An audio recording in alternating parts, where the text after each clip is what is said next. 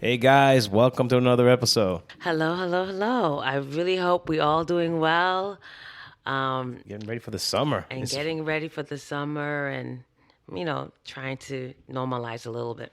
Yeah, definitely.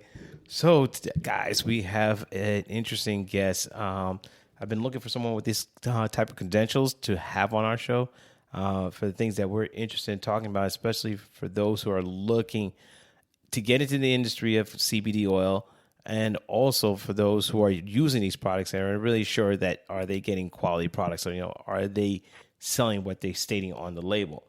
So tonight we have Asa Waldstein, is a certified clinical herbalist and the chair of the AHP Association, which is the American Herbal Products Association Cannabis Committee, with 20 years of experience developing and implementing compliant marketing and CGMP manufacturing process in dietary supplement and hemp industries. So I want to welcome Asa. Welcome. Oh, thanks so much, Osiris and Nina. I'm really grateful to be your guest on the show, so thank you so much for inviting me and for that kind introduction. And for all the listeners out there, I'm really just an herbal geek, someone that loves herbal medicine, natural medicine, that happened to be pretty good at manufacturing and interpreting regulations. So again, thank you for that kind intro. Oh, I appreciate it. And it's something I noticed also is that you formulated, manufactured, and market hundreds of products in a compliant manner, and then you helped oversee 3 FDA CFR 111 inspections without any 483S. Now, for those who have, that'll be all of us, that have no clue what the hell that is. And myself included. What is that?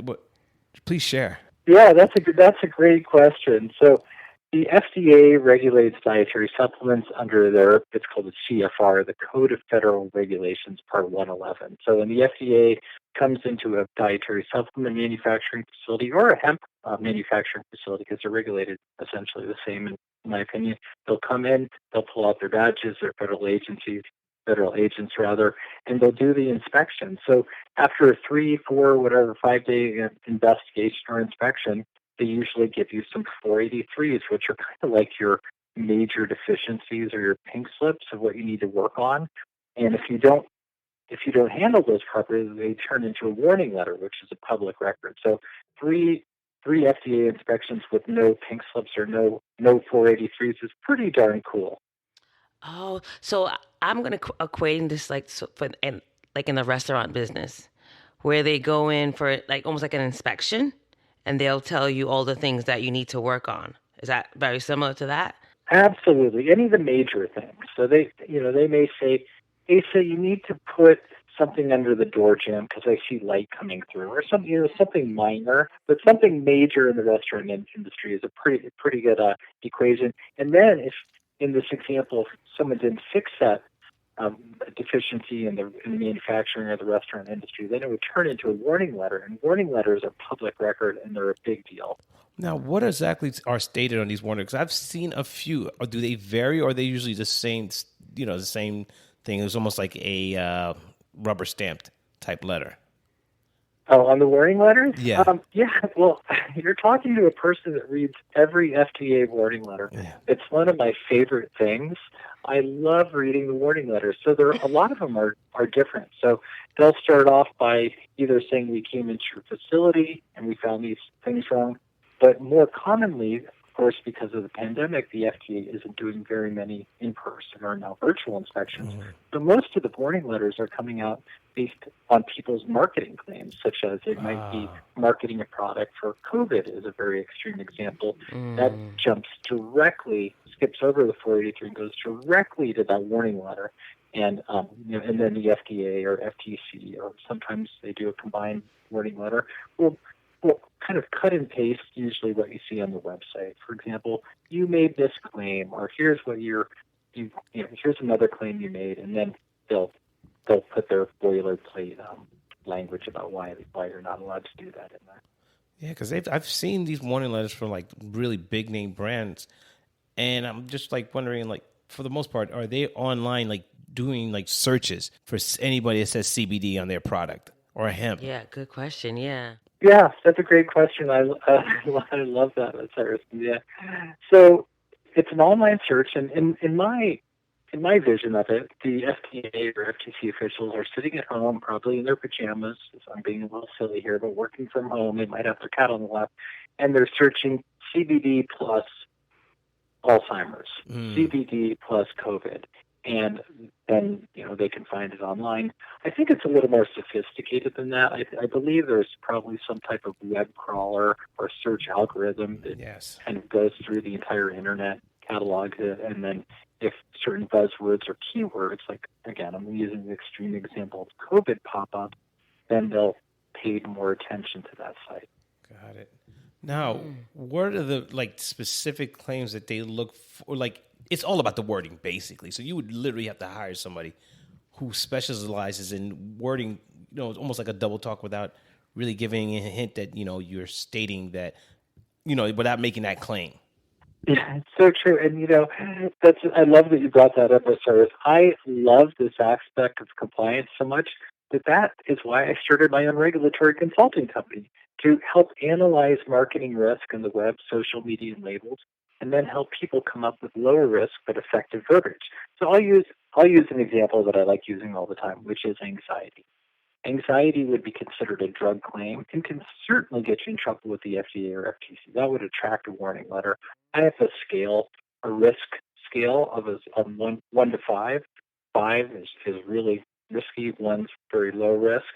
And anxiety is around a 3 of 5, which means that you're likely to attract a warning letter. So instead of saying anxiety on your marketing material, you can say happy mood support, balanced state of mind, mental resilience. Now, those are the wordsmithing ways. As long as you're truthful and not misleading, those are other ways to get that point across. And I would also like to say, if someone is using anxiety on their website, the claim anxiety, that includes hashtags, meta tags, that includes product reviews, testimonials, and sometimes citing blogs, videos. They're all considered an extension of the label or marketing, if that makes sense.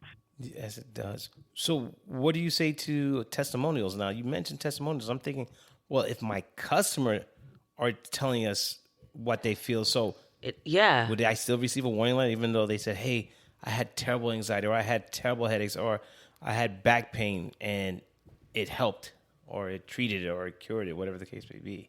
Yeah, I mean, those last couple of words would elevate the risk to treat, the cure. I mean, that's the FDA disclaimer that you see on supplement products. This product's not intended to treat, diagnose, cure, or prevent any disease. So using those kind of buzzwords certainly does elevate your risk. But in testimonials and product reviews, that is the same thing in the eyes of the FDA and FTC as putting it on your label. And it's because the company is in substantiating that testimonial or product review by posting it on their website or putting it on their product page, that type of thing. So, yeah, again, if a customer wants to talk about their product or your product and how much they love your product, you have to be careful to ask. You have to ask them to not use high risk words, pain, inflammation, anxiety, that kind of thing, because that will certainly attract a warning letter. In particular, these days, the FDA is paying more attention to that, especially over the past year and a half or 2 years. I'm sorry. Wow. It's almost hypocritical because when I watch a pharmaceutical commercial for a particular drug, it says it helps with this, but then I listen for another minute of what the side effects are, and they get approved. So I'm kind of confused. Yeah, it's interesting. Yeah, drugs and supplements. We certainly, there's obviously some crossover because people take them to potentially get the benefits from them, but they're categorized in much different ways. Supplements have to have a level of safety, whereas drugs only have to have a level of effectiveness that outweighs the risks of the side effects, if that kind of makes sense. Yeah, because like some of my supplements, like a fish oil that I take, and it will say this is not FDA approved, and some people will think, well, I'm not going to take it because it is not FDA approved. Yeah, fish oil is a really good example because there actually is a pharmaceutical fish oil out there, which you can go and get a prescription for. I don't really know what the differences are between those two, but some people have used that example when they're talking about the difference between a CBD isolate or a full spectrum. I don't know if I'm exactly making the right correlation there, but yeah, it's if someone is going to be scared away by an FDA warning on a fish oil, for example, I'd always say, hit the internet and do your research to find out really what the benefits of those omega-3s are. Yeah, it's so interesting. Because I had a cousin of mine. I guess she was giving her child like a multivitamin, and a lot of the multivitamins will say these are not FDA approved, and then she immediately stopped giving the multivitamin, though her doctor did recommend it. So yeah, that's too bad, because multivitamins cover a lot of mineral and vitamin deficiencies that can lead to either certain oriented mood disorders and then inflammatory processes in the body and such. So that's too bad that she took such a rigid interpretation of that very standard FDA disclaimer. Yeah, I think a lot of people hold it as a gold standard, so they are looking for that. I don't think they understand, this what you just said about the gray area in terms of their ways of approving things.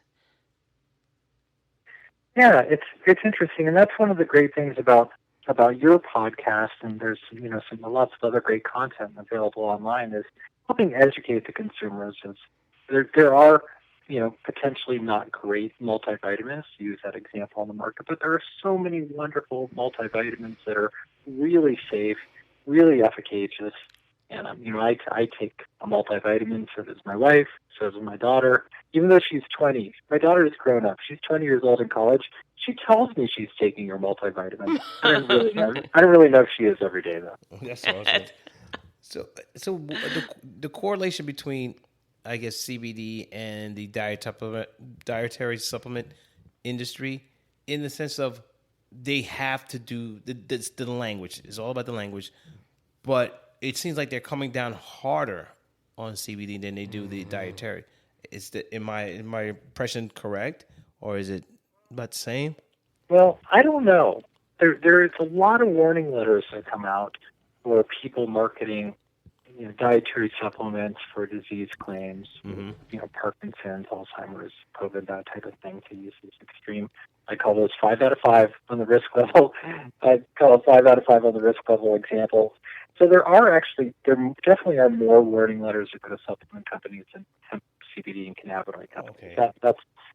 That's for sure. We just hear about them more because it's kind of it's an emerging market, and it kind of gets in our newsfeed a little more.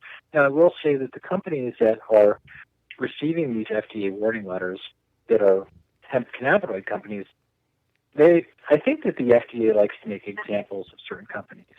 You made a COVID claim on a video. You used a COVID-19 hashtag.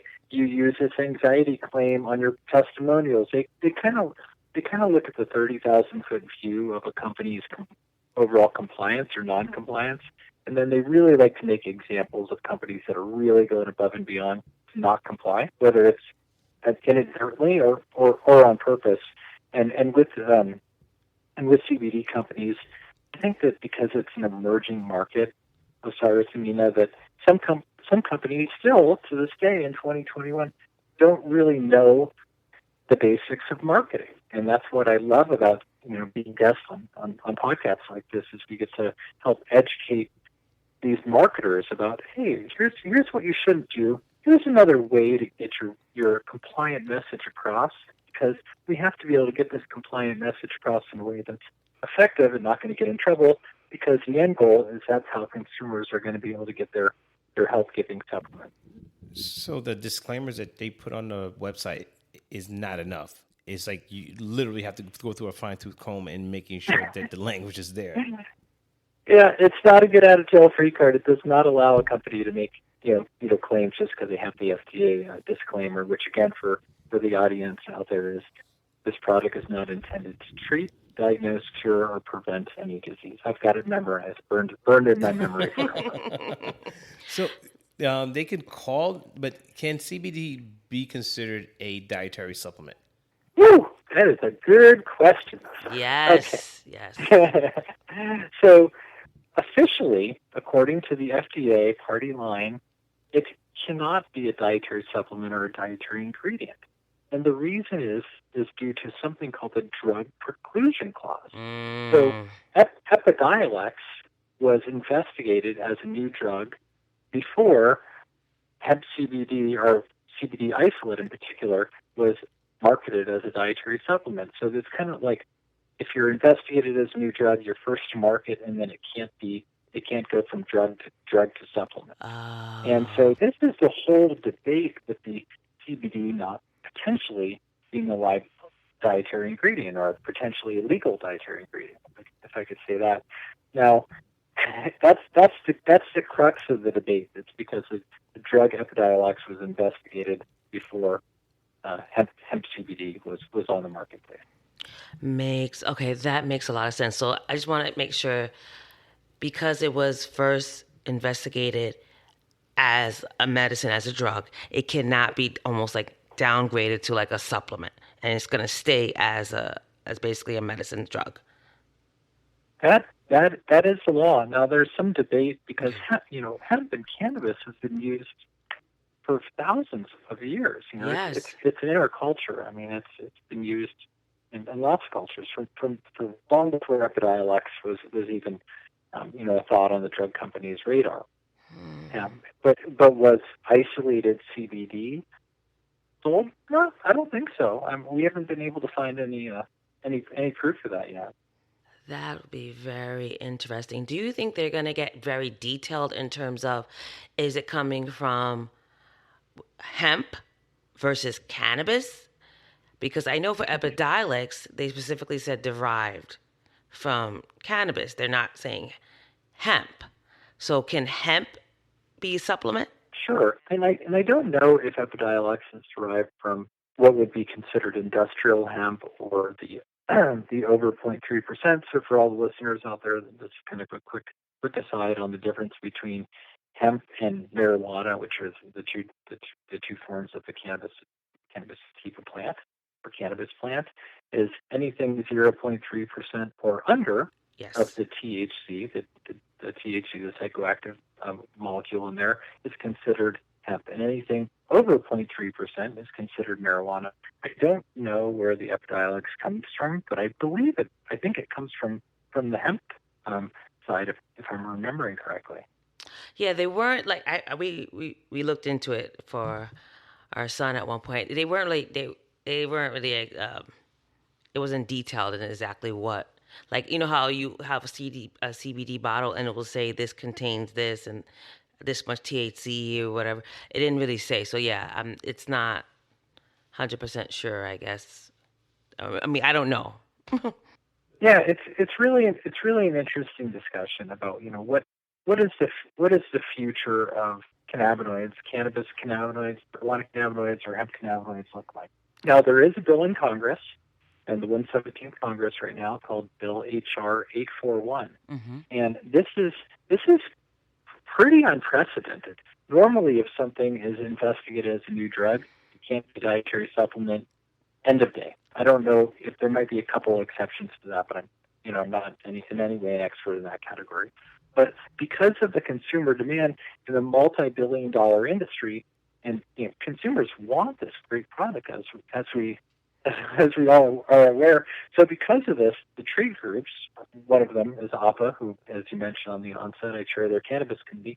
I've got together with lots of other folks and lobbyists to get this bill in front of Congress. So it's HR 841, and if it does pass, it will actually allow hemp CBD and hemp cannabinoids to be sold as a dietary ingredient if they follow certain protocols that are normally used under dietary supplements. So the manufacturing and the safety, those are the two.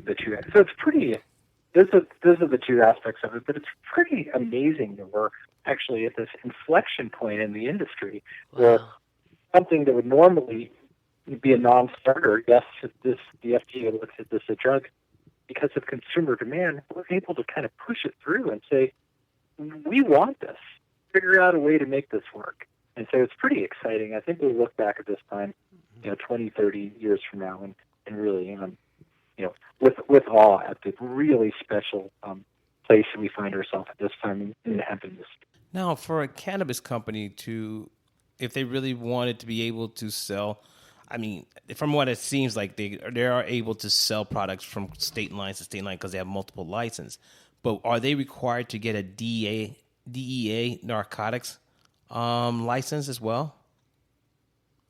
I don't think so, because it's state oriented. So according to the DEA, cannabis, or I'll just refer to it with the over 0.3% title that's commonly used, marijuana.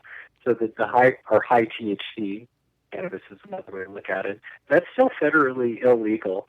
So the DEA doesn't provide any. That's the line.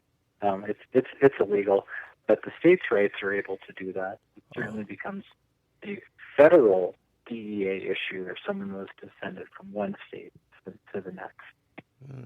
Now, what kind of advice would you give a starting company like say my wife and I decide, we're going to launch our own brand of CBD oil, but we're going to white label, we're going to private label through another company who have hopefully all this information.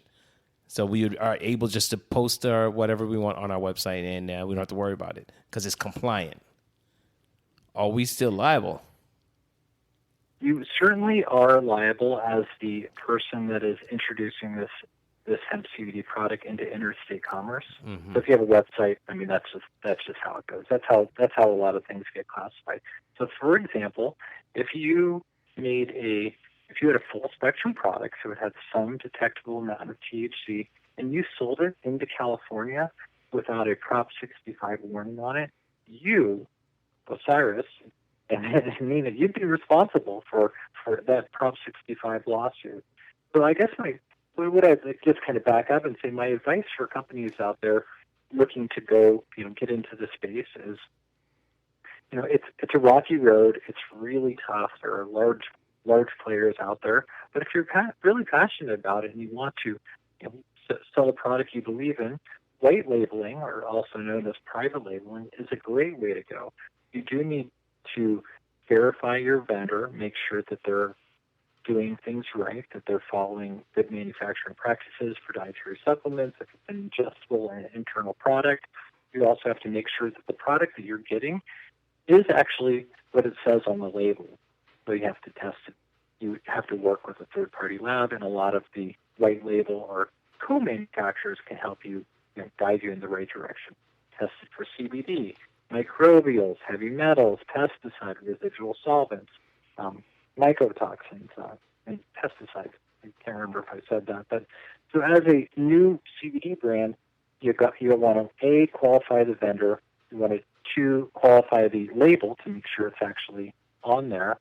And then you're responsible if you're distributing the product for following certain FDA regulations. You need to track where every single batch or lot goes. So if there's a recall, you know where to get the product back. Yeah. It's unlikely, but you never know. That's part of FDA regulations. And you also need to be responsible for the labeling of the product. So if it inadvertently has any claims on there, you'd be responsible for it. So I don't know if that was so much. I guess we'll call that cautionary advice for people looking to start a new CBD brand. PodConnects is proud to announce our latest free feature that connects cannabis guests with Cannabis Podcast. Being a guest on a podcast is a great way to build your brand, and now it's never been simpler to schedule an interview. Here's how easy it is to be a guest on one of our over 300 cannabis or hemp podcasts. Go to PodConnects.com, select a podcast, and hit apply. We'll take care of sending your request to the podcast, and we'll help book the interview. So what are you waiting for? Go to PodConnects.com, that's PodConnects.com, and start applying today. Oh, it's very helpful because a lot of times people think they could just jump in and just start selling. Slap a label here and there and not think about the other aspects of it. Yeah, that's how it was. At the beginning of this year or last year, I believe there was over 3,500 brands of CBD out there, is from what I read in one source. So a lot of those were cottage industries, people starting, making it in their kitchen because they loved it, and it's a really low barrier entry, or Yeah. hiring a white label company to, bring 500 bottles to market. That ship, I don't mean to want to burst anybody's bubble out there, but that ship has certainly sailed. It's very, very competitive in the hemp CBD market. It's hard to get in front of your customers, your right customers, and that's why I think in the hemp space, why we see people really making these over-the-top claims, because one, maybe they don't know any better, but they're also two, trying to gain that market edge. Right? I always say to folks, get out of the mindset that you have to make claims in order to sell your product, because I think that's a trap or a vicious cycle that a lot of new brands fall into. Like, what's the most extreme claim you've read that you're like, oh my God, this was too easy? As I mentioned, I read every FDA warning letter. I'm a complete geek about it. I love it. But so I remember back to 2019. That seems like a million years ago. And I know. The FDA sent out the big 15 warning letters. And so they sent 15 warning letters to CBD companies in one day. It was the biggest regulatory enforcement action for hemp CBD, I think, probably to this date. And in one of those warning letters, someone had cited a study, CBD for brain-damaged babies, and that was, I'm not here to debate whether that would be helpful or not, but the implication that their product would be useful for babies, so babies are considered a vulnerable population. That was pretty over the top. Of course, COVID, anything that implies that a customer or a person should not take standard practices like social distancing, washing their hands. Hey, don't worry about that. Take my product and you'll be fine. Mm-hmm. Those are, I guess, two examples of really, really over the top claims. Okay. Wow. They were all in. Yeah, and the list goes on and on and on and on. I mean, there's a lot of things that say, and I'm not bashing the therapeutic aspects of cannabinoids or cannabis at all. I use them. I think there's a lot of therapeutic benefits. The companies just have to be very careful about inadvertently implying that, or giving someone false hope that if someone has a terminal cancer, this is gonna cure them. Because Yeah, I've seen that. It certainly could help with that. When my father, who recently passed away in the past 4 or 5 months, when during his last days, I provided him this great product, not thinking that it was a miracle cure, but knowing that was going to provide some comfort to him. Comfort, yeah. As he transitioned. Yeah, exactly. But my question is, even for example, and we use it for epilepsy, and there's actually studies, anecdotal, and there have been, especially out of Israel, that that kids have done, especially with syndromes like Dravet or Lennox-Gastaut, that have done better with CBD versus a placebo. So if someone said, say, a parent had to make a claim that this oil did help their child, would that still be something that will get a letter, even though there are studies? I love that question. So let's kind of break that down a little bit. So someone can say, without getting any commercial benefit, essentially whatever they want in the U.S. I believe that's probably protected speech. That's not my area of expertise at all. But someone could say on their personal blog or their forum, this product was great for my children's Dravet syndrome or seizure syndrome. They're allowed to do that. Now, if the company then takes that post and puts it on a product website, then that becomes a high-risk claim. So it's the material connection which becomes the claim there. And with Dravet, that's exactly what CBD or Epidiolex, rather, CBD isolate, is approved for. Is Dravet syndrome. Yeah. So that's a lot of the studies there. And I'm not going to say off the record, but we're being recorded, so I'll be careful with this. Is The difference, I don't know what the difference between Epidiolex, it costs $30,000 a year for the prescription, and buying CBD isolate from another reputable supplier. I don't really know what the difference is, to be honest. I don't necessarily think it's all that much. So yeah, so I'm part of a lot of groups on Facebook, and a lot of parents, they're choosing to, like you just get an isolate, and it is helping. So that's why I posed that question. If they were to post that and it is helping, and there is studies out there, how would that be?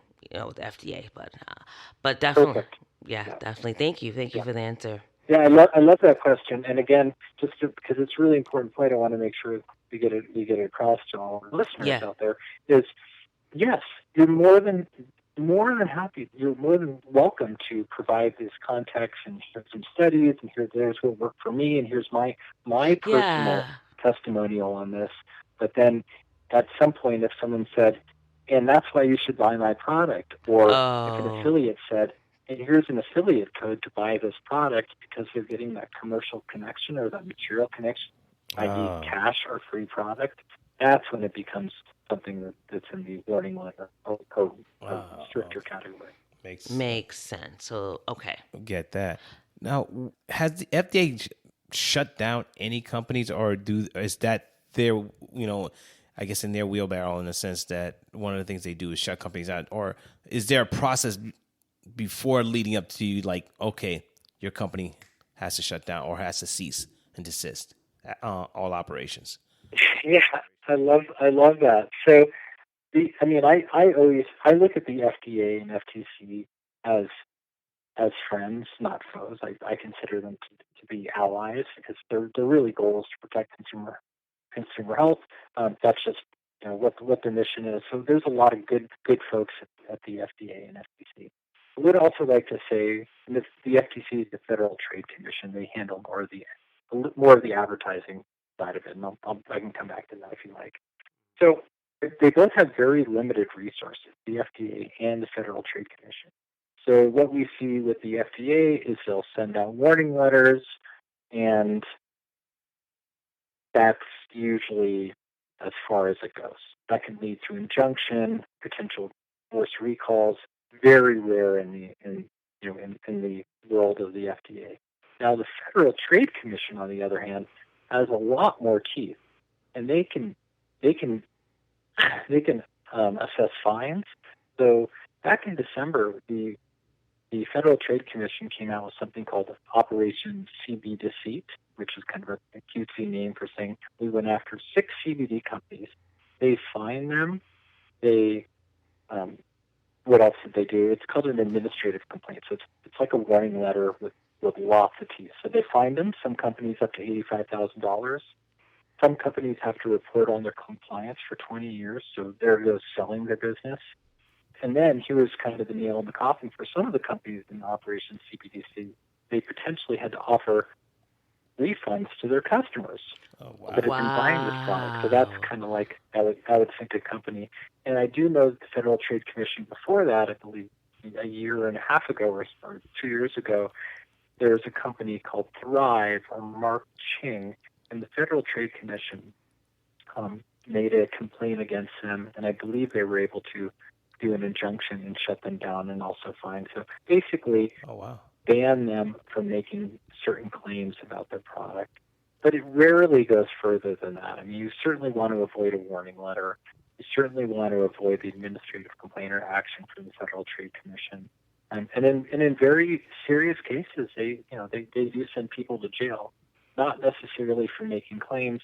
At that level, it's because people are falsifying records and just being completely malicious. But really, both of the federal agencies, FDA and FTC, are not really that well funded. I know that may be a surprise, but they have very limited resources. Interesting.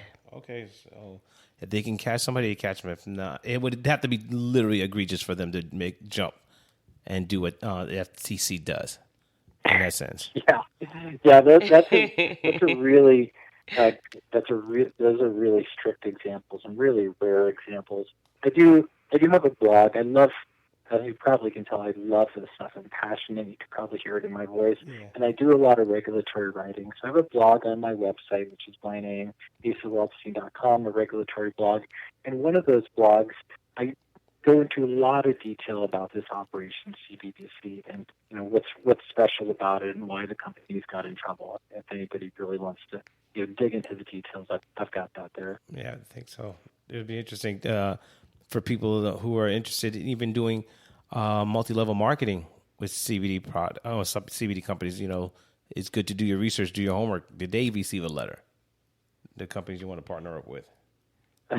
Yeah, I mean, companies that have received warning letters are not necessarily all bad folks, but it is. I mean, I'll just kind of jump into this real quick. Here's the reasons why you want to avoid a warning letter. Well, it's public record. It's a dark smudge on a company's name or a person's name forever and ever.